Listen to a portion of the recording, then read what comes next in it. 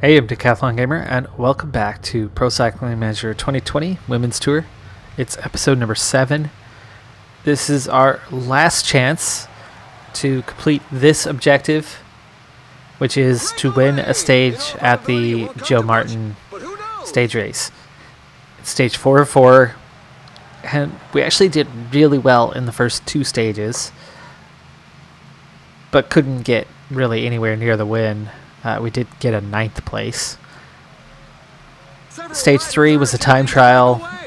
The team was absolutely blown away on that one. We stood no chance against the rest of the competition. And now we have a very, very short, and actually this is the kind of stage that I should probably be trying to get in the breakaway on. Who's going to be a better option for that? There's 5 riders currently trying to get in the break. Larson's not going to do any good. Larson protect Moak. I know that much is for certain. Maybe Schmid. I'm going to try to get Schmid. There's 5 riders. They have a minute and a half. That's not exactly a good thing, but I think our best chance today is a breakaway. It's such a short stage, just 40k, and all this red is not good for our chances. Only one rider with a positive race day condition. The RDC gods have not favored us today. Already just 27k to go. We're seeing splits. It is a high tempo.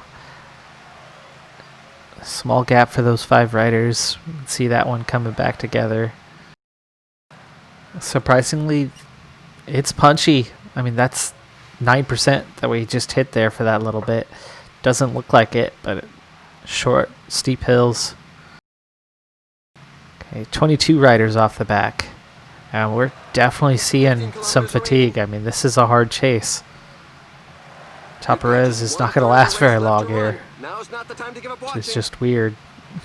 13k to go. I mean, we're already almost to the finish.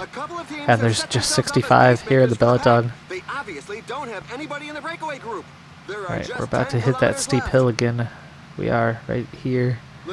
Once we get around this left-hander, we need to line it up, do what we can here. O'Neill is out front right now, so we're going to follow O'Neill. Perez, you're going to follow O'Neill. O'Neill, Gel. We want Moak to follow Shear. No, the other way around. And then Larson, you're going to follow... Oh, I said Perez. There you go.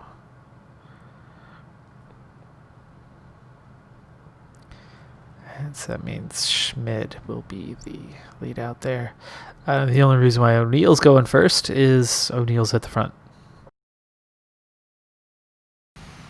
Okay, there's Larson. What happened to Perez? Perez was the next closest behind O'Neill, and yet somehow is at the back. Perez, you're now going to the back of the line. No, thank you. You're done. Perez is already actually at the back, so 5k to go. Larson's done, so Larson needs to get out of this mess, and O'Neill needs to heavily pick up the pace. 94. Schmid, Moak, Shear. Alright, 4 riders lining it up. It's 4k to go. Schmid does not have much left in terms of energy, so we got to be careful of that. Okay, 95, 96. Okay, on to Schmid. 3k to go. Definitely a 99. We still haven't caught the last 3 riders. 2k to go. That is sprint time for Schmid. There we go. The sprint is on. Unfortunately, Schmid somehow has dropped behind O'Neill and fallen back instead of going forward. So that's not particularly helpful. Moak One team has a clear advantage over us as they are already down to their 2 riders. Here come the actual sprinters. 600 meters, are you kidding me? Wow.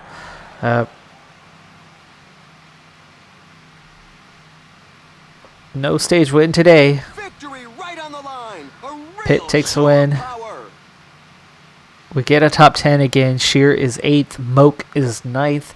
I'm grabbing top 10s left and right. I just can't do much better. We've had a single 5th. We've had a single 3rd.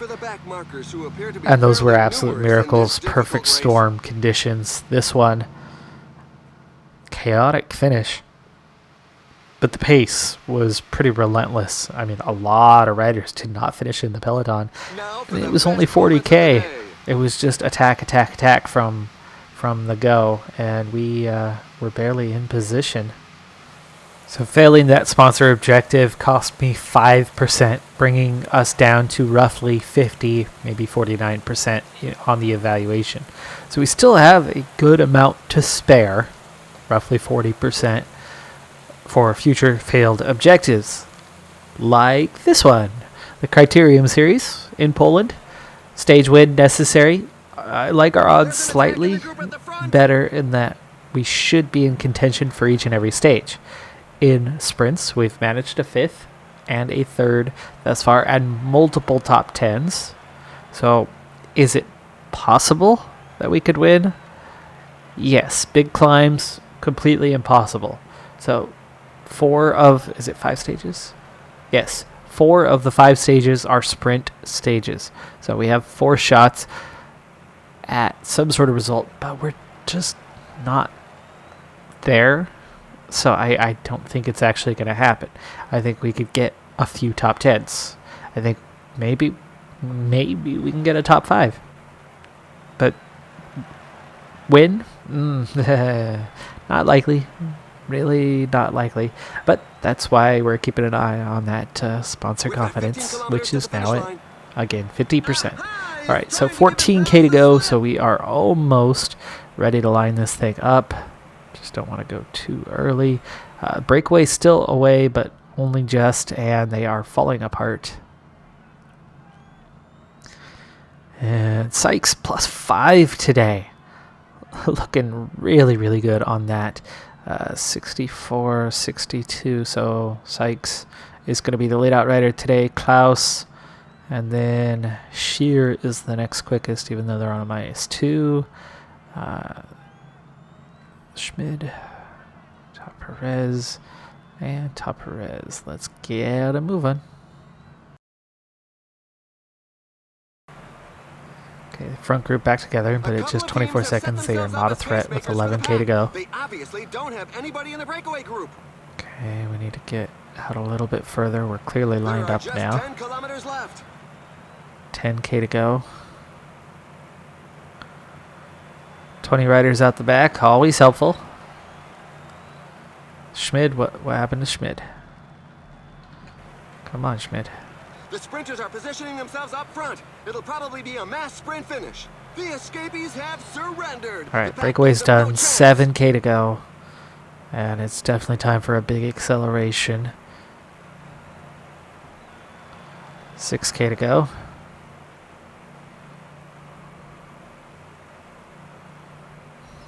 And Top Perez is done.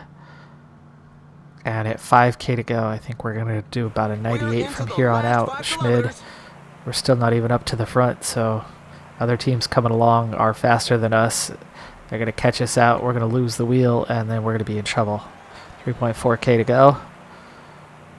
I want to sprint to get ahead, but I don't want to sprint, if you know what I'm saying. 2.4. That is sprint territory with this many riders. Especially when we're already behind and it's a stage win that we need. Meaning we have to take a risk and be bold. Klaus, really nice run there by Klaus. Sykes is too far back. Oh my goodness. Sykes coming on strong though. If Moak could find a way through. Klaus, move out of the way a little bit. There you go. Moak got blocked off. Moak's got nowhere to go. 171 blocked us off. great victory. Sykes, 5th place. I told you, maybe a 5th. Maybe a top 5. Not much better. Moke gets 7th. So, yet again, there we are. Stealing our way into a decent finish. But we're just not fast enough to actually win. And in these circumstances, usually the way I go about it is try to get out front and then just hold on to it, right? Because to come from behind, you A, have to be faster than others, and B, have to be able to find space and navigate, and C, have more energy than everybody else to use that speed and overcome. We're not faster than anyone. So if they can properly sprint to the end and we're side by side, they will beat us every single time. And that's how you don't win over and over again. So my strategy when I have bad sprinters is to try to get the front train and hold that position as best we can, and hopefully have technical finishes where others can't use that speed to their advantage, or have a skinny finish where they can't use that speed to an advantage. Wide open roads, the fast riders emerge. I definitely don't have the fast riders. Stage 2, next chance, and I'm having 2 issues. We had a weird technical section just after forming the train. Instead of going forward, even though there was tons of space to the side of the road, I couldn't get over there, and we couldn't find our way through, and we just ended up going backwards. But then, without even getting any acceleration of any kind, as I just lost 3 members of my team being taken out on that corner by multiple others, suddenly we're in trouble because those 3 are not coming back. Only 5 kilometers left. Let's make sure they're all moving along at least. They are.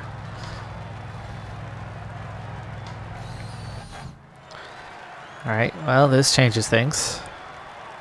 4.5K, and all of a sudden I have to ride for Schmid. And there's still, 60 riders in the peloton, so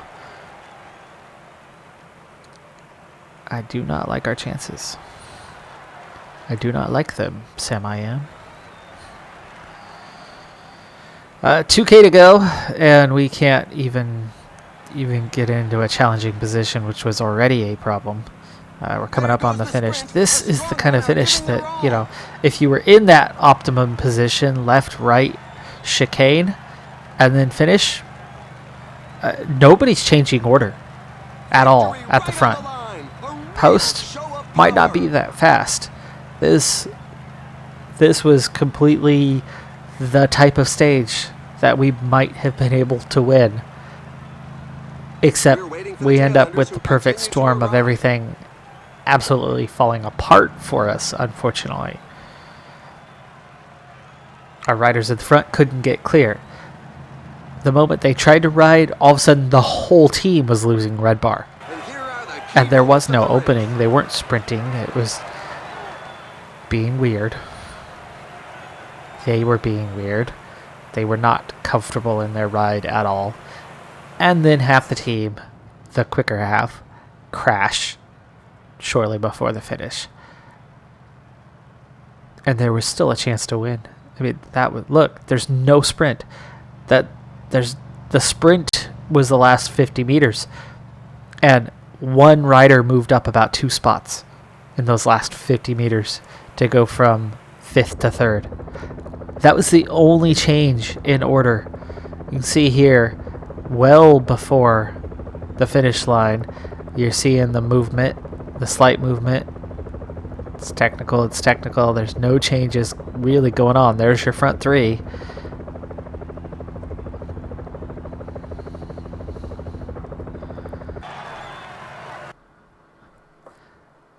That's what I was talking about at the end of the last stage as the kind of one that if you are out front, it's about survival. It's about hanging on, and you can. You could see, Korean national team having 3 riders in the top 7. The Italian national team these are the lead out riders beating the sprinters because of the awkwardness of the finish. I think we could have won that if chaos hadn't ensued. On to stage 3, and even though it's pouring down rain, I didn't have a single rider with a negative race day condition predicted.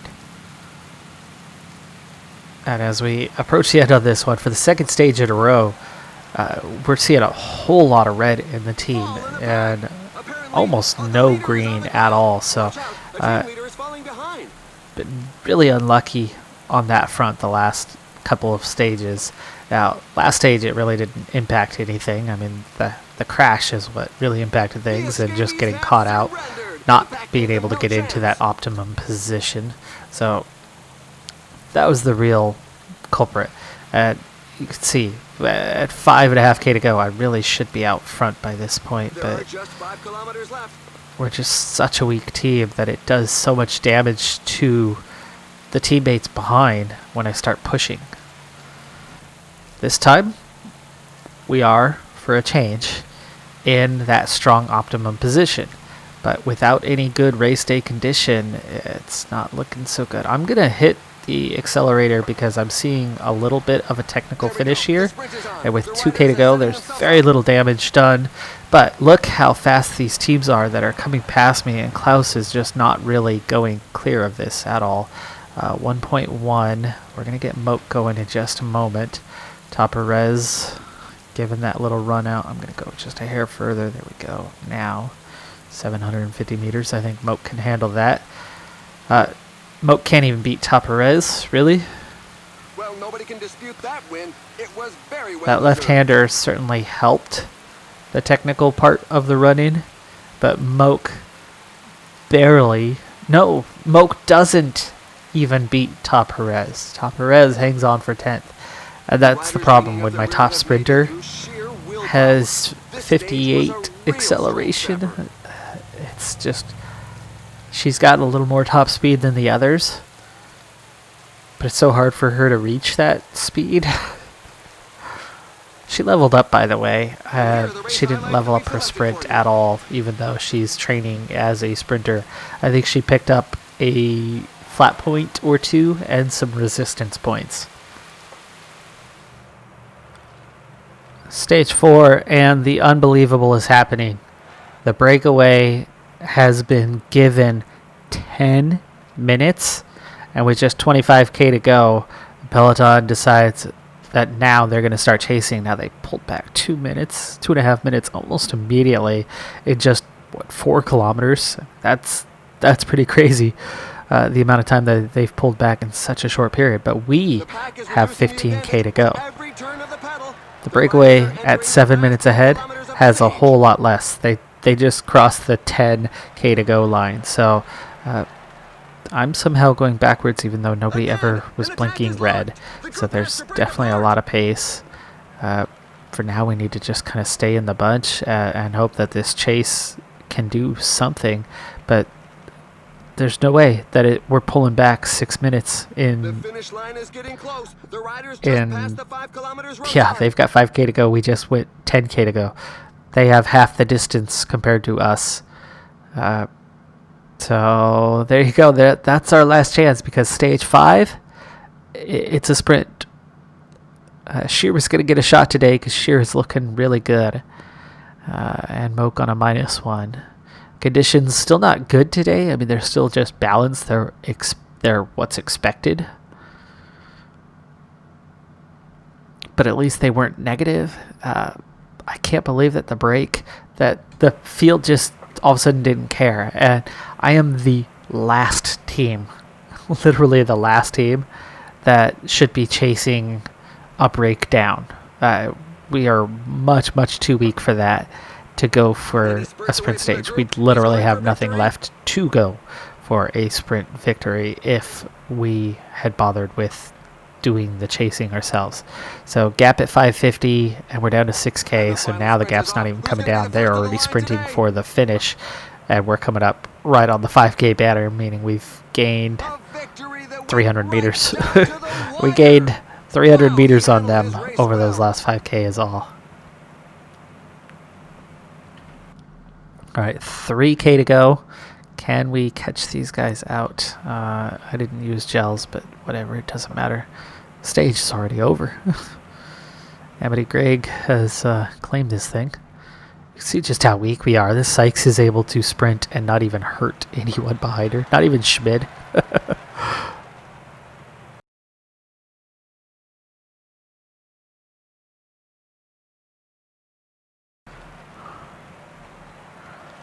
Even with favorable conditions and nothing much left to ride for, we still can't get anywhere near clear.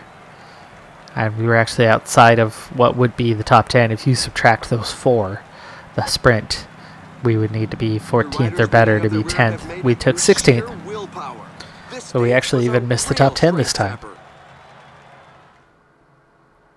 So the good news is we only dropped about 3% in the evaluation. So that's definitely a relief. That could have been so much worse. That, of course, was one of our smaller objectives. Next up, a big one, Cascade Cycling Classic. It's the last one you'd think we'd have a chance on, as it's the only top 10 the rest of the way, but it's GC top 10 in a stage race that's going to be very tough, very difficult for us. So we'll be lucky to finish in the top 50, meaning we're almost certainly going to fail it. And that's going to set us back a bit further because it is a 3-star objective. But if we're still in the yellow after the Cascade Cycling Classic, I do like our chances of getting that minimum. And remember, there's no price difference salary-wise for next season between these two. We'll be able to get whatever we can get. Now, the big thing, though, for next season is I'm still not going to have quality riders that I'm able to sign.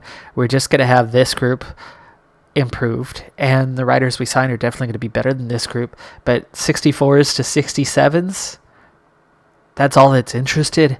Everybody else hates us. We have 0 profile, so we're not going to be drastically better next season, but we will be better. And if we're in a similar scenario of salary staying the same at the 10% and above, we're probably looking at a similar situation next season, just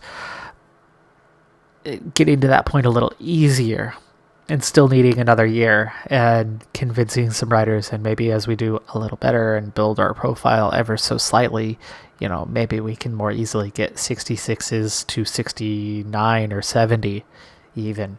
And then, with another year of development, maybe that's where we'll start to get better. We won't be as bad next season, that's for sure. But we still won't be terribly competitive as a Continental. It's going to take a little while to build this up. The good thing, though, is we do have a bit of a salary base to kind of get us going. But of course, right now we're spending most of it on staff and using the staff to turn this team around, as opposed to the incapable riders. That is going to do it for this episode, though. Like I said, we're getting close to that point. It's kind of all coming down towards, probably to this next race. Like I said, sponsor confidence-wise, there's not much to do post Cascade Cycling Classic. 1-star, 2-star, 1.5-star. So an average of 1.5 stars over the following 3 races between now and the signing period after Cascade Cycling Classic. So again, if the Cascade Cycling Classic doesn't bury us by 20% or something, then I like our odds of getting through those last 3 regardless of results. I'm Decathlon Gamer. Thanks for tuning in. Be sure to hit that like button, and I'll see you next time. Have a good one. Be safe out there, and bye for now.